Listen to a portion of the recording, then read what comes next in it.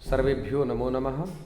भवतां शमेषाम् आदरणीयानाम् आचार्यचराणां बन्धुबान्धवानां गुरुजनवृन्दानां भवतां शमेषां काव्यामृतम् इत्यस्मिन् आमुखपटले हार्दं स्वागतम् अभिनन्दनं च वर्तते।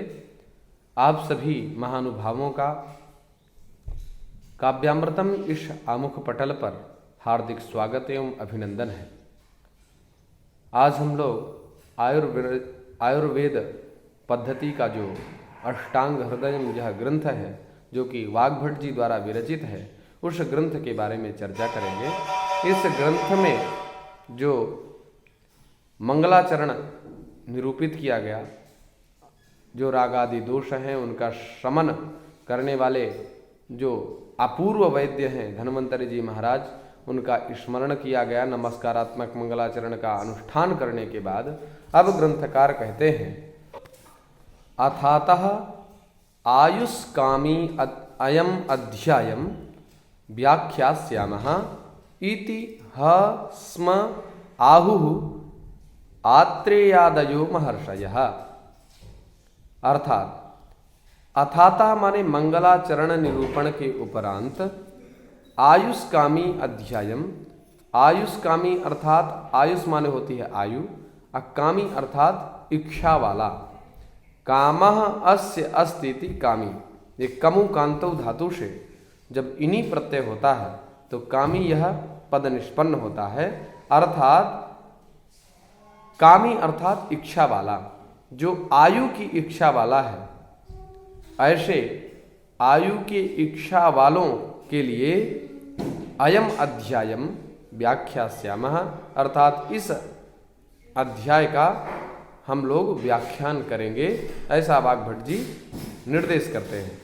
तो मन में जिज्ञासा होती है, इसमें बहुत सारे अध्याय हैं, जैसे इसमें बहुत सारे अध्याय हैं, जैसे कि ऋतुचर्या अध्याय, दिनचर्या अध्याय, द्रव द्रव्य विज्ञानी अध्याय। तो इन सभी अध्यायों का निरूपण कर लेते, बाद में आयुष्कामी अध्याय का निरूपण करते। क्या आवश्यकता थी इसको आदि में करने की, इस अध्याय को आदि में करने की क्या आवश्यकता थी, ऐसी जिज्ञासा हमारे मन में होती है। तो कहा, समाधान ग्रंथकार कहते हैं, आयुष्कामायमानेन धर्मार्थ सुख साधनम, इसकी हम विस्तृत चर्चा आगे करने वाले हैं। तो सामान्य रूप से हम जाने कि आयु अगर उत्तम हमारी होगी तभी हम धर्म अर्थ काम मोक्ष इनका संपादन कर पाएंगे। इसलिए ग्रंथकार ने सर्वप्रथम आयुष्कामी नाम के अध्याय का उपाख्यान करना प्रारंभ किया। कहते हैं इति हा, इति माने इस प्रकार से, हस्म हस्म आहुः, इस प्रकार से बताया था। किसने कहा? आत्रेयादयो महर्षयः। तो जिस प्रकार से आत्रेय, पुनर्वसु इत्यादि जो आयुर्वेद के उद्भट पूर्व वैद्य हैं, उन पूर्व वैद्यों के द्वारा जो पद्धति प्रक्रिया बताई गई है, उस प्रक्रिया को हम लोग आयुष्कामी अध्याय में अध्ययन करेंगे। तो कहते हैं, आयुष्कामाय मानेन धर्मार्थ सुख साधनम आयुर्वेदोपदेशेषु विधेयः परमादरः। अर्थात धर्म अर्थ काम मोक्ष इनका जो साधन है, अर्थात यहाँ प्रकृत ग्रंथ में प्रथमत्वेन धर्म, द्वितीयत्वेन अर्थ और तृतीयत्वेन सुख, अर्थात पहला धर्म, हम धर्म कैसे कर पाएंगे, अर्थ प्राप्ति हम कैसे कर पाएंगे, और सुख हम उपभोगों का भोग कैसे कर पाएंगे, इसके लिए कहते हैं आयु, अर्थात उत्तम आयु की आवश्यकता होगी। किसी भी धर्म का पालन हो, किसी भी कर्म का संपादन हो, उसके लिए हमें उत्तम आयु की आवश्यकता होती है। तो कहते हैं आयुष कामाय मानेन, जो व्यक्ति उत्तम आयु की इच्छा करता हो और धर्मार्थ सुख साधन को संपादित करना चाहता हो, तो धर्मार्थ सुख को संपादित करने के लिए उत्तम आयु की आवश्यकता होगी। और उत्तम आयु कैसे प्राप्त होगी? तो कहा आयुर्वेदोपदेशेषु, आयुर्वेदों में, आयुर्वेद जो चिकित्सा ग्रंथ है, उस चिकित्सा ग्रंथ में जो उपदेश बताए गए हैं, उन उपदेशों के माध्यम से आयु प्राप्त होगी। तो कहा भैया हमारे व्यासादि महर्षियों ने 18 पुराण लिख डाले, तो उनको पढ़ लेते। जरूरी क्या है कि आयुर्वेद पढ़िए, आयुर्वेद से ही आपको ये सारी धर्मार्थ सुख प्राप्त होगा। जो पुराण वक्ता हैं, क्या उनके पास धन नहीं? क्या उनका धर्म नहीं हो रहा है? क्या वो सुखी नहीं है?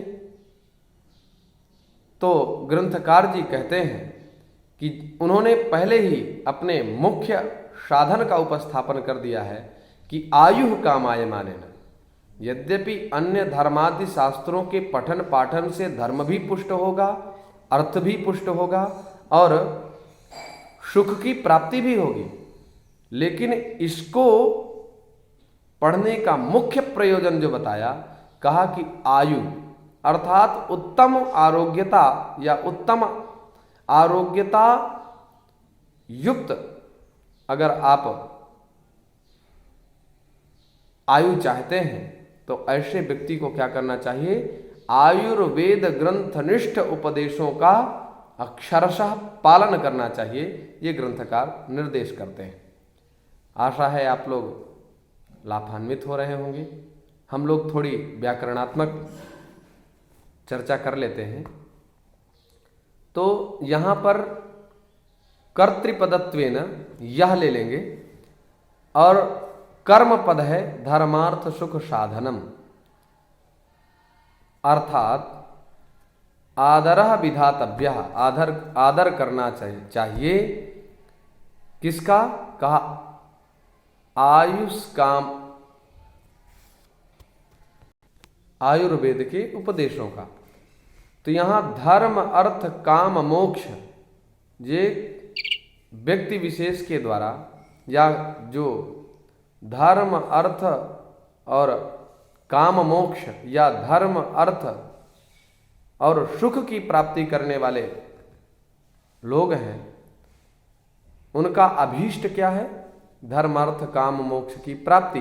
तो अभीष्ट होने के कारण कर्ता अपनी क्रिया के द्वारा जिससे अभीष्टतम संबंध बनाता है, उस कारक की कर्म संज्ञा होती है। और ऐसे कर्म में द्वितीय विभक्ति का विधान होता है। इसलिए धर्मश्च अर्थश्च, यहाँ पर द्वंद्व समास इत्यादि करने के उपरांत एक सामासिक पद निरूपित करते हुए उन्होंने इसको कर्म पद बनाया। और धर्मार्थ काम मोक्ष के प्रति प्रकृष्टतम जो साधक है, प्रकृष्टतम जो साधन है, वह साधन है आयु। इसलिए आयु कामायमाने ने यहाँ तृतीयांत पद निर्देश किया, क्योंकि साधक तमम करणम, क्रिया की सिद्धि में प्रकृष्ट जो उपकारक, तो क्रिया हो रही है यहाँ पर आदर रूपी क्रिया, और धर्मार्थ सुख साधनम ये अभीष्ट है। इनकी सिद्धि कब होगी? जब आयु होगी। तो ये हो गया प्रकृष्ट, माने इनकी प्राप्ति के प्रति अत्यंत उपकारक है। इसलिए यहाँ पर उपकारकत्वेन इसको साधन के रूप में परिगणित किया गया और साधन में तृतीया विभक्ति का प्रयोग होता है, इसलिए यहाँ पर तृतीया विभक्ति का प्रयोग किया गया। आयुर्वेदोपदेशेषु, यहाँ पर निर्धारण अर्थ में सप्तमी का विधान किया गया है। इस प्रकार से कर्म पद है धर्मार्थ सुख साधनम और करण पद है आयुष कामायमानेन, और निर्धारण अर्थ में यहाँ पर सप्तमी का विधान किया गया है। तो इस प्रकार से व्याकरण की सामान्य चर्चा हम लोगों ने की। आशा है आप लोग लाभान्वित हो रहे होंगे और आप सभी लोग आनंदित होंगे। इसी भाव के साथ पुनः आप सभी लोगों का हार्दिक स्वागत, अभिनंदन करते हुए मैं अपनी वाणी को विराम देता हूँ। सर्वेभ्यो नमो नमः।